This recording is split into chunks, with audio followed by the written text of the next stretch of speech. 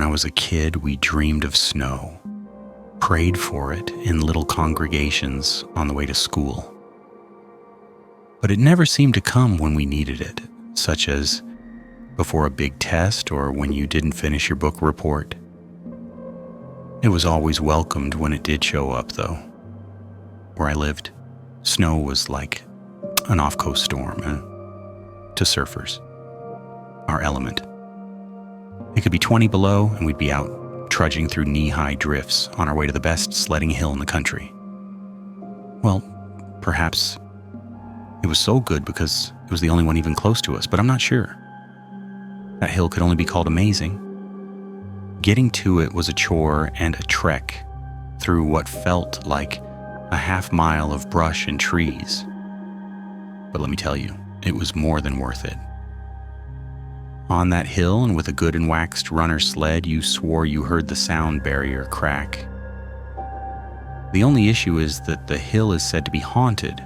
I know when I was a kid I snorted at the idea too, but the tale of the Snow Witch of Schuylkill County has been a campfire staple since the town was created. The gist of it is an old woman lived in the woods that surrounded the town. There was a dispute between her and a man who built his cabin on the hill. They had their arguments, and then after one huge snowstorm, the woman showed up frozen to death, and the man was never seen again. Some say she still walks that hill during snowstorms, looking for someone to keep her warm. It was years before I realized that the story may have had some truth. It was the morning after a huge snowstorm, the kind of storm that gets its own name and is put in the town hall records as a storm of the century. Before the first flake fell, schools and business were closing, and we kids already made plans to meet at the hill first thing in the morning. We met at the beginning of the path an hour after the world turned gray. The snow still fell and the wind felt like razors on exposed skin, but I was as happy as could be pulling my sled through the drifts. The rest of the kids didn't seem to be having as much fun when they showed up. "What took you guys so long?" I asked, and Mike waved me off as he dropped face first into the snow, his breath coming out in clouds.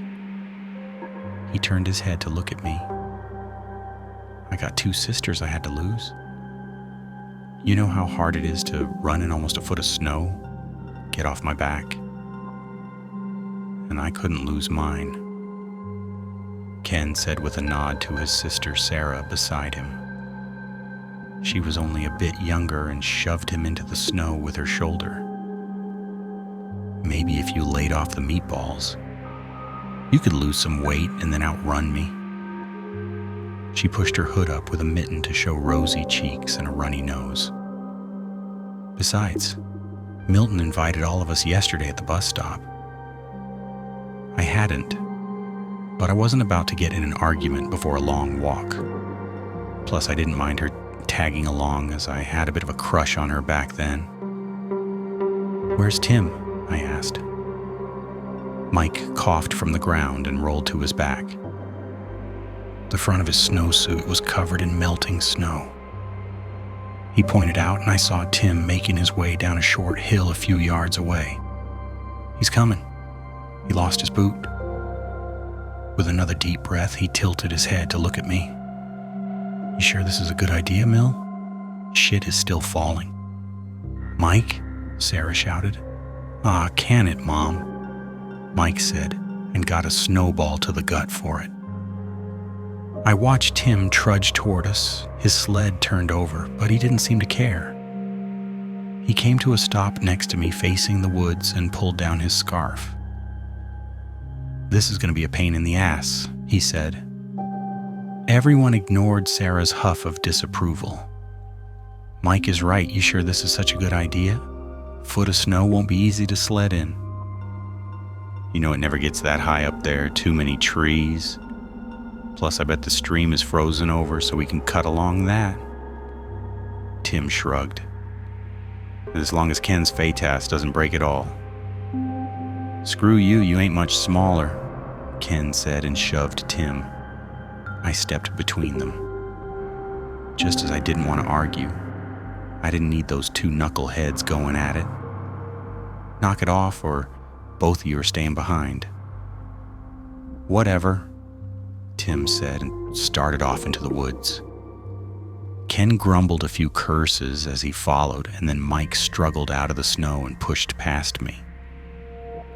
I watched them go, shaking my head. Sometimes being the oldest of the group sucked. They always act like that, or is Tim in an extra pissy mood? Sarah asked, and I turned to her. Good thing you stopped that. We'll be fine once we get to the hill. You sure you're up for this? No one will walk you home if you get too tired. I'm on the track team at school, Mill. You really think I can't handle a hike? She glared at me and I held up my hands. Fair enough after you, ma'am, I said and watched her slip into the bushes. I stood back for a moment, wrapping the rope for my slid around my hand and stared up at the sky. I could hear them trampling through the brush while snow fell all around me. A good feeling washed over me and I couldn't help but smile. This would be a great day, I told myself, and headed into the trees. The trail was covered and the stream we found was only frozen over enough to walk on in a few places. Ken broke through fairly early, causing a crack all the way down the stream for as far as we could see. So it was back to the trail and listening to Ken complain about wet legs, and Tim complain about how fat Ken was. I did my best to ignore it, and instead talked to Sarah as she tried to keep up beside me as I led the group. Ken says you broke the sound barrier up here. I don't believe him, she said from behind as I plowed through a high drift. Seems like we come close. You've never been up here? No, She stumbled into the snow beside me, face first. I laughed as I helped her up. Her face was covered in snow, turning it red, and her look of annoyance made it even funnier. She smoked my arm for laughing. Shut up. Stupid snow can't see anything. How do you know we're going the right way? Because Mill is obsessed with this place, Tim said from behind us. He's always coming up here. We think it's a secret makeout spot.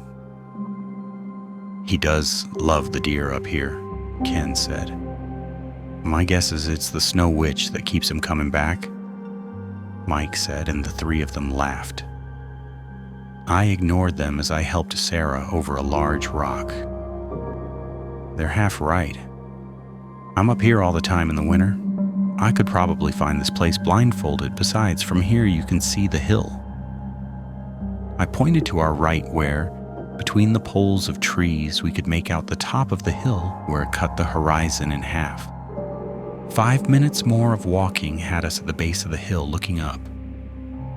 It was a strange clearing, to be honest. It was like a square of the woods had been ripped out. There were no stumps, and the grass never seemed to go higher than your knees in the spring and summer. It had been an old homestead of some sort. The man's building from the story still sat at the very top of the hill, falling apart but still mostly standing. An overgrown trail lead out to the main road after a few miles. Mike and I had found some cool antlers and a few of those old round bullets in the building years ago. We spent the morning sledding, flying down the hill like idiots and sometimes jumping the creek at the bottom. Things were going well until Sarah tried to jump the creek like the rest of us. Her brother and Tim were against it, but I wanted her to try. Mike agreed, too. There was no reason she couldn't do it, too. She went down after a small argument, catching more speed than any of us as she was the lightest of us. We whooped and carried on as she went down, cheering as it looked like she'd easily clear the creek. Then the right runner hit a rock and snapped. We watched in horror as the sled tilted to the right, caught the ground at an angle, and sent Sarah flying. She landed a foot from the creek, but tumbled from the momentum and splashed into the water. Our gleeful shouts turned into frightened cries as we rushed down the hill as fast as our legs could carry us. I was the first to reach the edge of the creek. Sarah sat sobbing in the middle of the water and chunks of ice clutching her leg. I cursed and dropped down beside her, careful not to splash her. She bled from a cut on her forehead, and I wiped some of it away with my coat sleeve before it reached her eyes. "Oh shit, Sarah. I think my leg. I broke my leg," she said in shuddering gasps. Tears streamed down her face, but she fought against them, obviously in pain, but not wanting to show it. I touched her shoulder and moved down to her leg, gently running my hand along the top of her thigh and down to her calf, where she cried out and punched me. "It's broken, all right," I said as Ken dropped down into the water, splashing us both. "Holy shit, are you all right, Sarah?" he asked and knelt down beside her. He placed his hands on her arms, but luckily didn't try to hug her. She shook her head and told him the same as me. He looked down at her leg and frowned. "What are we gonna do then, Mill?" he asked, and everyone looked to me. It was these moments as well that I hated being the oldest. I sighed and looked back to the trail and then down at Sarah. "We need to get her out of the water. She'll freeze otherwise." Ken's face took on a mask of fear, but Sarah just nodded. "Tim, get down here and give us a hand."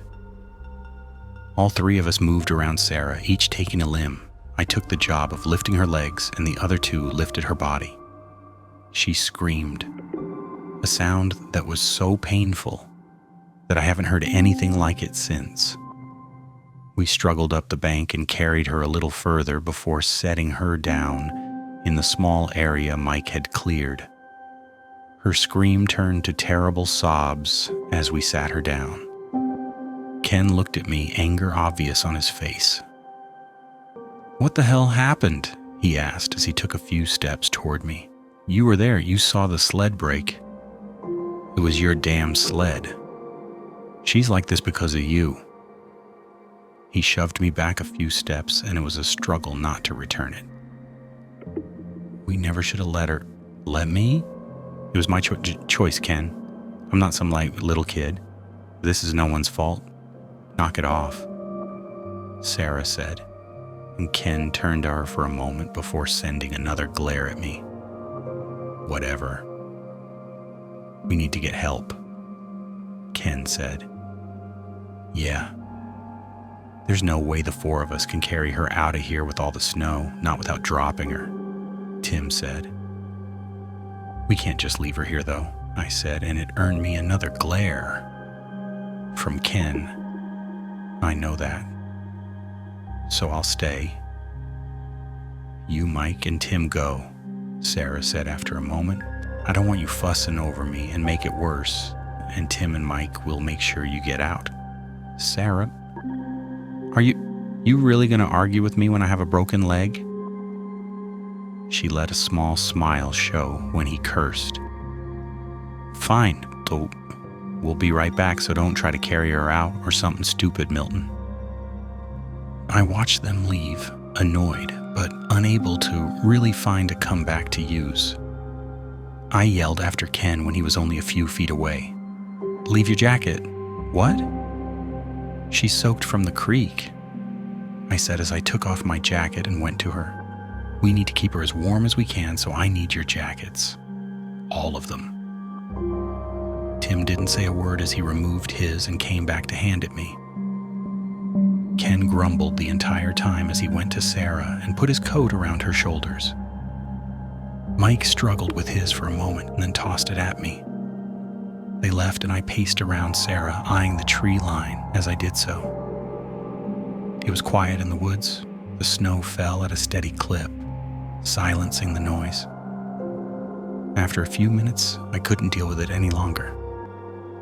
"I'm sorry," I said without looking at her. A snowball hit me in the back. I turned with a start and saw her making another one. "What? Don't let Ken get to you. It's no one's fault," she said and threw the other snowball at me, which I dodged. "Will you please just sit down? You're making me nervous walking around like that." I nodded and sat next to her, and she dropped her head against my arm. "You weren't kidding about going fast up here. Told you we got close sometimes." She gave a small chuckle. "Still, thanks for letting me come along. If you had said no, then Ken would have never let me come."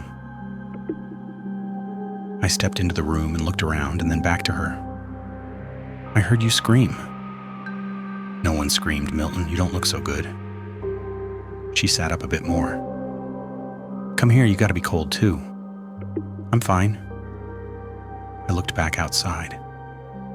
The sky had turned a darker gray. So much snow fell that it looked like the world outside the door had been turned to a static channel. I sighed. It didn't look like help would be coming anytime soon. "Mill, stop making me sound like my mom and just sit down. The guys will be back any minute now." She patted the hearth next to her. "Please?" I went over and sat down. I placed the coats over her.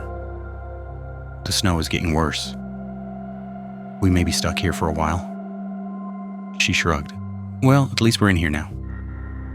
I nodded. "Try to get some sleep. I'll keep watch for the guys." "I don't think I could sleep." "Just try." She sighed and placed her head against my shoulder. She was out in a few minutes. At some point, I followed her into sleep, but I don't remember even dozing. Just one moment I watched the snow, and the next, I woke up to darkness. I jolted in place and then looked over to where Sarah was, but she had disappeared. Panic hit me and I jumped to my feet. "Sarah?" A creaking sound came from somewhere in the darkness, like that of a rocking chair. My eyes were slowly adjusting to the room, and I could just make out the faded gray of what looked like one in the corner of the room, where the roof had caved in. "Sarah, where are you?" The rocking continued. "Who's there? Who's in the chair?" No answer. I backed to the mantel and felt my shoulder hit a long box. I turned to it and picked it up. Inside, I found what felt like matches.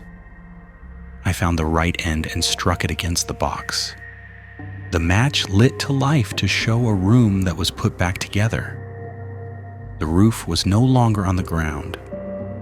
No snow laid on the floor, and the shawled person sat in the rocking chair with Sarah on their lap. I nearly dropped the match when the person looked up and I could see the black and blue face of what looked like a young woman. Her cheeks looked like a patchwork of ice and burnt toast, and I watched as blue lips turned to a smile as she lifted a finger to them and shushed me. What's going on?" She shushed me again. I went to say something more, but a pounding on the door stole my voice, and I turned to look at it. Through the windows on either side, I could see a number of lanterns which threw orange light into the room. "Open up, witch," called someone from outside. The woman canted her head to me and then reached over to the gas lamp on the table beside her. She turned it up just a little as the match between my fingers guttered and burnt me. I swore and shook it out. "We know you're in there. Come out or we will burn this place to the ground." She gave me a pained smile and smoothed Sarah's hair with an icy hand. Her other hand rested on Sarah's broken leg, which no longer was turned the wrong way. "What are you lot doing?" Another voice called from outside. "Get away from my home." "You're hiding the witch in there, Jacob. Mary saw her go not an hour before." "She's no witch, and I allow her to stay here when the weather turns foul. Go on home, all of you." "We will do no such thing. She has cursed our homes. Our children are sick and outstored food rots. Yet she is able to live among the forest and find food even in these dire times. Who else but a witch?"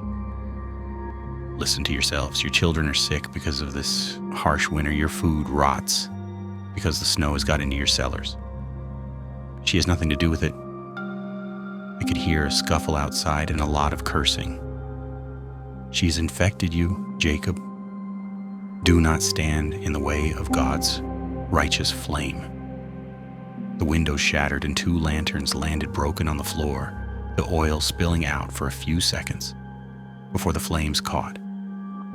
In moments, the place looked like an inferno. The woman in the rocking chair just gave me a ghostly smile and still smoothed Sarah's hair. I ran through the flames that started toward her and made my way over. I went to pick up Sarah, but the woman clasped on even tighter. "What are you doing? We have to get out of here." Her eyes narrowed at me, and I felt that icy chill again down my spine. I pulled on Sarah's arm and she stirred some. "Let her go. I have to get her out of her." "Mine." Her voice came out in a milky cloud, even in the heat of the flames. "Stay." She grabbed my wrist and I felt my skin burn from the cold. I struggled free and fell back to the floor, the flames lapping at my back. "She isn't yours. She belongs with me. I have to help her." She snarled at me as I stood again. "Please, we don't belong here." She looked down at Sarah and then at me, her eyes searching my face for a moment. "So, wait, alone?" She looked over to the windows and I did as well. I felt my head spin as the room seemed to be a mixture of the one on fire and the broken down one we had entered. "Don't leave me. You must stay." I closed my eyes to stop them from crossing and then rushed the woman on the chair and took hold of Sarah. I pulled with everything I had, and her grip loosened enough that Sarah and I tumbled to the floor with her landing on me. I looked up to see the woman start to stand. When she began to reach for us, I rolled Sarah to the side and then stumbled to my feet and scooped her up. The cold and the fire mixed together so that I was both freezing and dying from the heat at the same time. The woman limped toward me, her hand outstretched. "No, can't lose her. No more." I turned to the door, which was open and not at the same time, almost like the world couldn't decide which was true. With Sarah in my arms, I ran toward it and braced myself for hitting it. Instead, I went right through and we both went flying out into the snow. Sarah woke halfway in the air and screamed as she landed beside me in a pile of snow. "What the hell are you doing?" she called, but I didn't acknowledge her. I was too busy looking at the women in the shawl as she stepped out into the snow. She stopped feet from us and stared for a long moment and then turned and started toward the tree line. Who the hell is that?" Sarah asked, and I just shook my head. "Milton, who is that?" She pulled on my arm and I looked over for a moment and then looked back. The woman was gone. "We can't stay here," I said slowly and stood. "Well, I can't very well." She stopped mid-sentence and looked down to her leg. She ran her hand over it and then looked back at me, a disbelieving look on her face. "What the hell?" I don't know. I held my hand to her. "We need to go and never come back here." She nodded and took my hand before she gingerly stood on her broken leg. She stood fine, and we left in the blizzard to find our way home.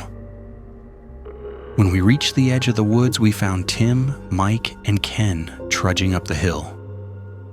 They all gave us a surprised look and came back. "What the hell are you doing, Mill?" Ken asked. "I told you not to do anything stupid. What happened to your leg?" "What took you so long?" I asked. "We've only been gone 10 minutes. What's going on? How did you get her out here?" Mike asked. I shook my head and didn't try to make sense of the time difference. "It's a story for another day," I said and started to walk up the hill, leaving Sarah with Ken. My head hurt and my arm hurt where she had marked me. I wanted nothing more than to sleep. Sarah told them what she knew, and I didn't try to fill in the blanks. They wouldn't have believed me anyway. Instead, I looked for information on what I saw. Turns out, the story of the Snow Witch of Schuylkill is based on a true account from the 1800s. A man named Jacob built a cabin on a small homestead. It turns out that the land was already occupied by a young hermit woman that the town had banished years before, after her family died from famine. From what I can gather from the news reports of the fire, Jacob and the woman became involved and had a young girl. The years went on and a bad winter hit, but Jacob and his family were the least effect, as he was a good hunter and the woman was able to forage. While the town struggled, they thrived, and there was jealousy. The fire was stated to be an accident by the local paper, but the woman died from her injuries from the fire, but she was able to save her daughter, protecting her as she ran through the door and into the snow. She died in the snow where no one would help her. Sarah and I never went back to the hill again. But in the years since, I've heard more and more stories and sightings of the shawled woman. A young girl recently went missing near that hill, which triggered this memory. I can't help but wonder if the woman kept girl. Now remember, keep your lights on and your doors locked. Then subscribe for more horrifying true stories.